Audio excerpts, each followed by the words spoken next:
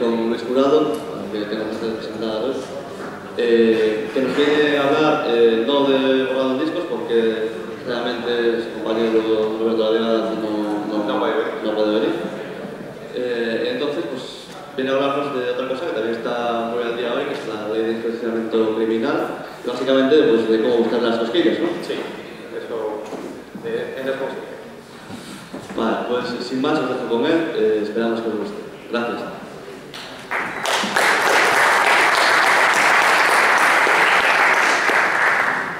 Buenos días a todos. Sé que ayer hubo huelga universitaria, que hay una asistencia un poquito reducida de aforo, así que os agradezco, sobre todo, pues, acercaros hoy a las 11 de la mañana, un viernes, a escucharme, ¿no? Y bueno, no ha podido venir José Luis Verdeguer, que es mi compañero y amigo, bueno, que algunos conoceréis, pero está especializado en voz IP. Y bueno, este soy yo, ¿no? O sea, soy Luis Cano, soy abogado penalista, estoy especializado en delitos telemáticos y aunque soy sevillano, pues ahora mismo vivo aquí en Coruña, ¿no? Que es donde tengo el despacho. Bueno, y esa es la biografía de José Luis, ¿no?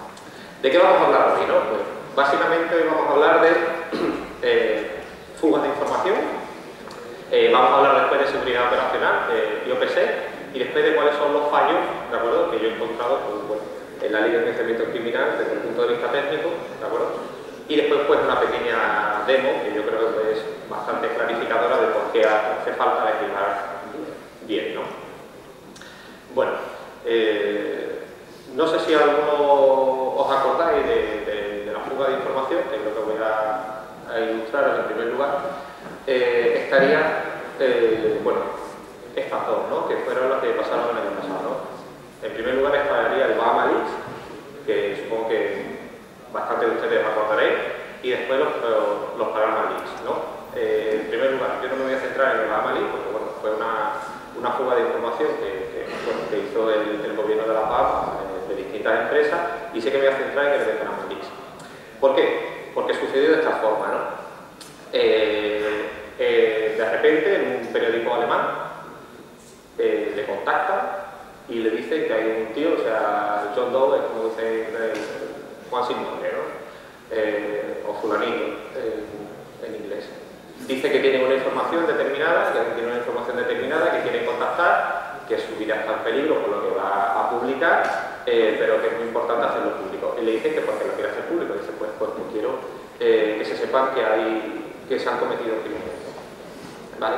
Para que os hagáis una idea, esto sería un gráfico que hace la BBC de cuál es la filtración. Son 2,6 teras, o sea, muchísima información comparada con todo lo que se ha publicado por parte de Wikileaks, los secretos de Falciani, etcétera, etcétera, ¿no? ¿A qué afecta? Bueno, pues afecta a lo siguiente, ¿de acuerdo? El despacho, en este caso, que es lo que yo pongo aquí como ejemplo, y lo que voy a utilizar como hilo de unión de toda la conferencia, son cómo una fuga de información puede afectar, en este caso concreto, a un despacho de abogados muy importante a nivel internacional, pero que puede afectar también a cualquier tipo de empresa, ¿de acuerdo? En este caso, el despacho Mossack Fonseca es un despacho que se dedica a hacer empresas offshore. Algunos dirán que es lícito, otros dirán que no, pero lo que hacen básicamente pues, son hacer sociedades opacas para que paguen menos impuestos, ¿vale? En eso consiste todo el intento, en pagar menos y otra gente pues, tener más. Entonces, bueno, a ver si no se queda sin batería o... Vale, que se le va. Vale, que bien, vale. Total, que este despacho de Mossack Fonseca es muy grande, tiene más de 600 empleados en 42 países, y lo que pasó fue que se filtraron 11,5 millones de documentos, los típicos 11,5 millones de documentos que se filtran todos los días, ¿no? Aquí no le pasa. Y entonces, ¿qué pasa? Que, bueno, que tiene entre sus clientes, pues tenían a 12 jefes de Estado, a 128 políticos y otros tantos de empresarios, deportistas y demás, ¿no? Y bueno, desde el punto de vista técnico, ¿cómo se cree? ¿De acuerdo? ¿Cómo se cree? Porque estos son al fin y al cabo hipótesis de cómo suceden los ataques, ¿no? Pues básicamente, como esto es en plan compadre, era un poco cuñado, pues lo hicieron en Drupal y en WordPress, ¿vale? O sea, yo tengo 600 empleados, 42 países, muchísimo dinero, pero lo hago en plan compadre como si lo hubiera hecho mi cuñado. Y entonces hace lo siguiente, ¿no? Bueno, tenían por un lado la parte de cliente con Drupal y la parte de cara al público con WordPress. Ellos, para los clientes SuperVIPs, pues compartían esa información por Drupal. Entonces, archivos súper secretos, con cuentas súper secretas donde tú puedes manejar, pues te lo cojo y te lo hago con Drupal, ¿vale? Una pieza para que sea cómodo y fácil, ¿de acuerdo? Pero ¿qué es lo que pasa? Que como son tan cuñados, pues lo meten todo en un mismo servidor. Incluso, yo lo digo, a ver, no voy a decir en plan buen rollo, pero no sé si sería un servidor dedicado. A ver, son gente ahorradora, pues evidentemente lo mismo te lo tienen en un servidor compartido, no sé, Hostinger o en algún sitio de esto gratuito, ¿no? Y entonces le cogen y de repente, pues nada, pues los atacantes encuentran que está desautorizado, ¿vale? Y pivotan, ¿vale? Pivotan al servidor de correo y pivotan a donde tienen guardados todos los archivos. Bueno, estos son, pues bueno, el cómo se produce, ¿no? A través del plugin, o cuáles son las teorías después del ataque de analizarlo. Que hubiese un plugin desautorizado de WordPress y que tuvieran una versión antigua de Drupal. ¿Qué es lo que se analiza después de todo esto? Pues evidentemente las consecuencias. Eso es lo más importante para el despacho y que yo creo que es extrapolable a cualquier otro tipo de empresa. En primer lugar, la pérdida económica, ¿vale? Y los clientes afectados. Yo, súper empresario, que me dedico a actividades no demasiado limpias, me entero de que mis documentos, donde se me relacionan con determinadas actividades y determinadas cuentas, pues lo mismo me emociono un poco con el despacho si me entero de que ha tenido este tipo de fuga de información que me afecta, ¿no? Evidentemente es reputacional. Yo, villano del mundo, cualquier persona, no voy a confiar de nuevo en este despacho para que me haga mis asuntos no claros, ¿no? Por no decir turbios. Y luego el tema del anonimato en las operaciones. Después de 2,6 teras publicados, pues evidentemente el anonimato poco, ¿no? ¿Por qué ha pasado todo esto? Eso también es importante. Pues, por falta de presupuesto, pues sinceramente no lo creo, ¿no? Por falta de personal, pues yo creo que tampoco. Por un descuido, pues hombre, un día se te escape la actualización, pues vale.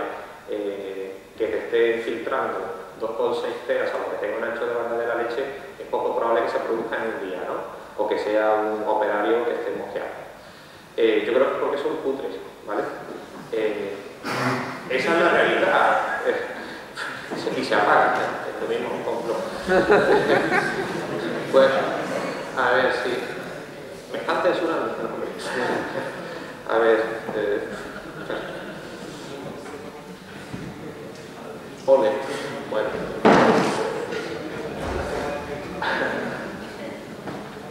Bueno, ya sabemos que vuelve cada 10 segundos, simplemente que se descalentará el proyecto. Me lo tomo como vaso porque si no... A ver. Sí, no te preocupes. Listo, listo.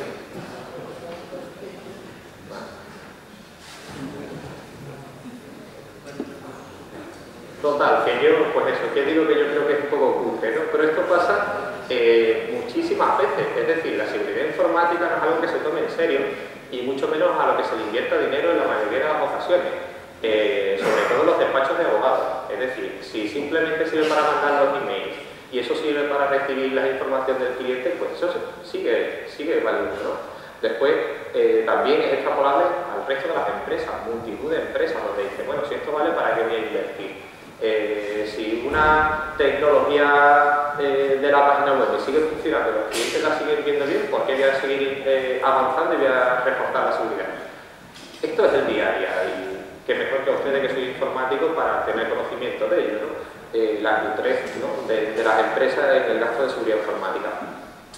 Después, ¿yo qué es lo que recomiendo, no? Pues básicamente recomiendo tres cosas, ¿no? En primer lugar, que habría un buen sistema de backups, ¿vale? Eso sería fundamental para cualquier empresa que quiera resistir a cualquier tipo de ataque.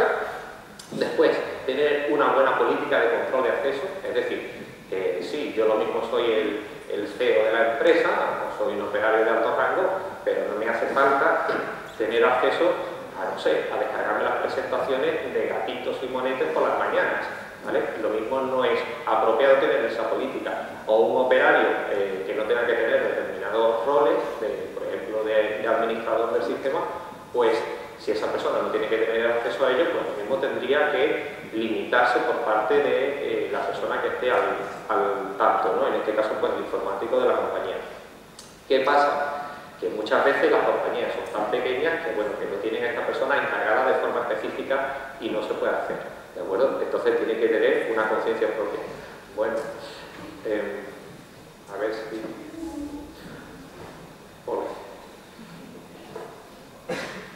Vale. Y después, por otro lado, el tema de cifrado. Es decir, si el despacho de Mossack Fonseca, que en este caso pues tenía muchísima información, la hubiera tenido cifrada, pues evidentemente hubiese costado mucho más trabajo acceder a todos los documentos de los que se accedieron, ¿no?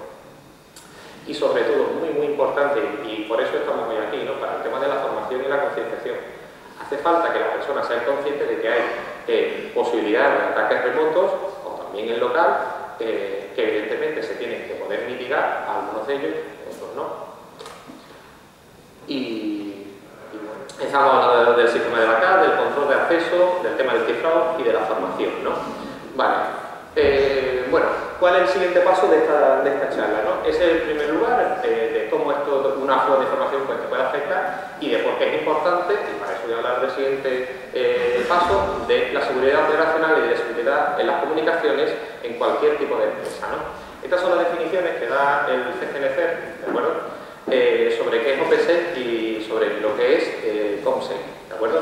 OPSEC, en este caso, sería, pues, bueno, toda la seguridad que tú tienes que mantener a lo largo de una operación. En este caso, pues normalmente se aplica a términos militares, ¿no? O a procedimientos militares, pero no tiene por qué ser así, ¿de acuerdo? También se puede utilizar en el transporte de lo que sería cierta información relevante, como pueda ser, pues, yo mismo cargando con el maletín con un expediente del despacho, ¿de acuerdo? Después también estaría, por ejemplo, el tema de la seguridad comunicacional, es decir, ¿qué es lo que tengo que hacer yo para mantener la confidencialidad de los asuntos que yo estoy tratando? Evidentemente, si yo estoy hablando con un cliente que me ha contratado como abogado y quiero preservar su derecho de abogado-cliente en secreto, pues tengo que tener una serie de medidas. Una serie de medidas también técnicas, es decir, yo no puedo hablar probablemente por canales inseguros. Determinadas digamos, conversaciones sí, pero tengo que tratar ante todo de preservar esa confidencialidad, que probablemente no sea anónima, es decir, si hay alguien, un agente externo que bueno, pues lo esté escuchando o que quiera averiguar un poco más de información suya, pues probablemente sepa que está hablando conmigo, pero se debe de procurar que la información que me está transmitiendo o que yo le estoy diciendo a él, una estrategia procesal, pues evidentemente sea solamente entre ambas partes, ¿no? Bueno, estos son típicos carteles de la Segunda Guerra Mundial, ¿vale? Y que creo que ilustran muy bien lo que debería ser la seguridad comunicacional, la seguridad operacional. Es decir, en este caso, ustedes estáis tomando una copa después de vuestro trabajo, soy una persona que soy el abogado o soy el informático de una gran compañía que está llevando un gran proyecto.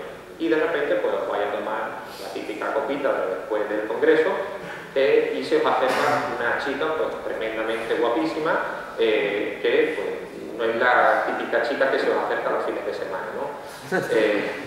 Y dices tú, qué suerte, Dios mío.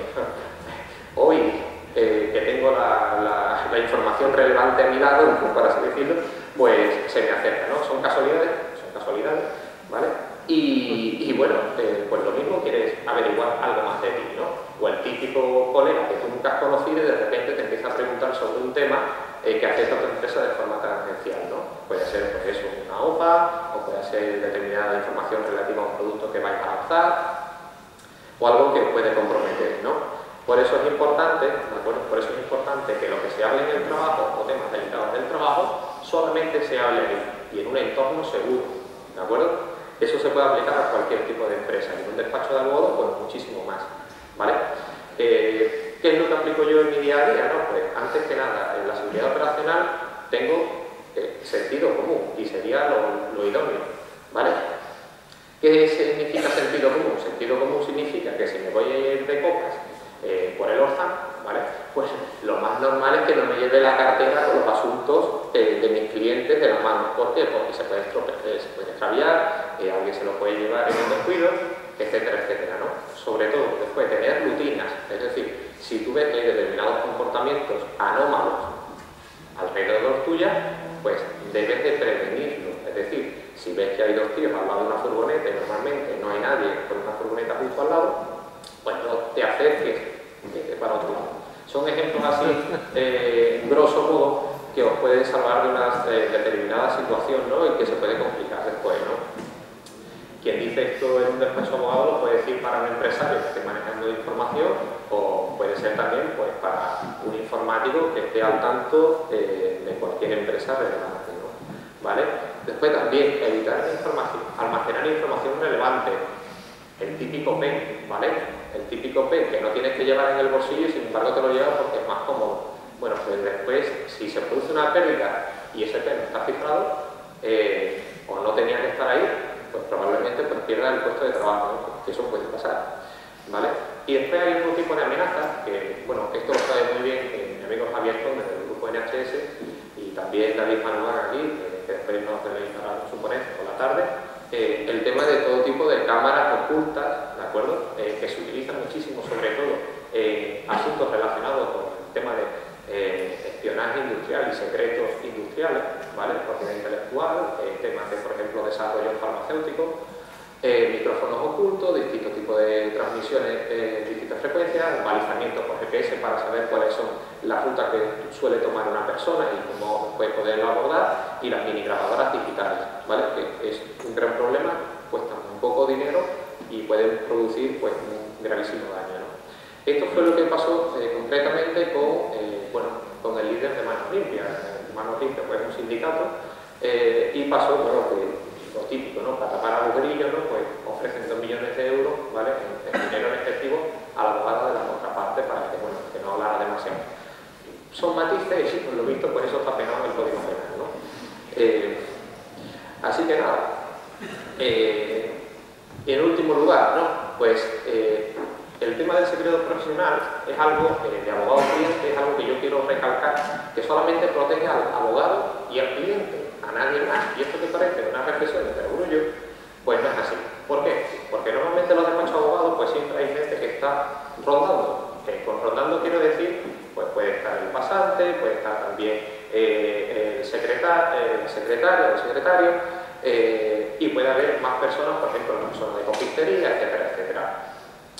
Eso, en caso de que alguien tenga conocimiento de esa conversación, pues no estaría sujeta al secreto profesional y por lo tanto no les protegería, ¿de acuerdo? También hay una excepción, que en este caso pues, sería el abogado de empresa, ¿vale? Pero bueno, no es lo habitual. Y sobre todo, ¿no? Que es lo que yo recomiendo dentro del despacho de abogados, porque te confíes en tu instinto. Si algo no te da buen rollo, pues no lo hagas como tienes por ahí, ¿vale? O no lo hables por teléfono, ¿no? Vale. Esto sería el tema de la seguridad comunicacional, ¿vale? Continuando con el tema del secreto profesional, ya os digo que está amparado en el 437, esto ya a nivel más técnico, ¿no? 437.2 de la Ley Orgánica del Poder Judicial, ¿vale?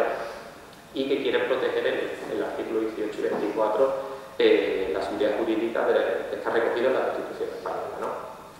Nosotros normalmente con qué se trabaja en cualquier tipo de empresa, con documentación en papel, con emails y con llamadas, ¿de acuerdo? Entonces la seguridad comunicacional tiene que proteger esos tres vectores, que pueden ser posibles vectores de ataque, ¿vale?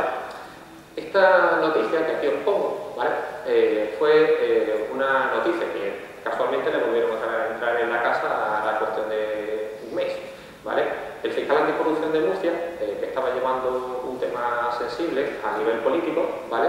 Este hombre vive en un ático, ¿vale? Y los ladrones, o los supuestos ladrones, le cogen, le entran por la terraza. En la terraza entran en su casa.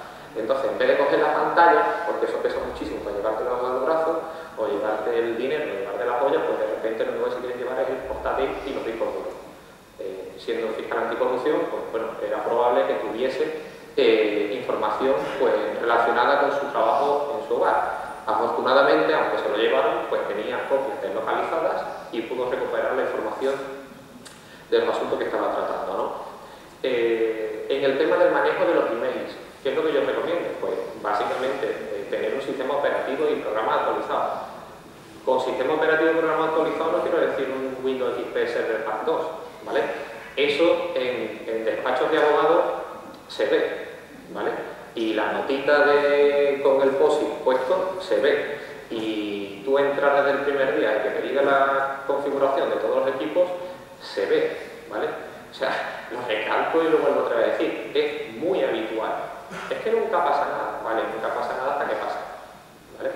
Y luego, pues que yo no sabía, que tal, que igual. Pero bueno, el daño ya está hecho. Después, utilizar conexiones cifradas, ¿no? El tema del SSL o el TLS. Después, antivirus actualizado, que hombre, que no es la panacea del mundo, pero es unido con un poquito de sentido común, pues hombre, algo parará, ¿vale? En cualquier sistema operativo. Los Mac también tienen virus. Lo digo por si alguno lo utiliza o ese tipo de cosas, y Linux también. Así que, en fin. Y después, sobre todo, tener formación.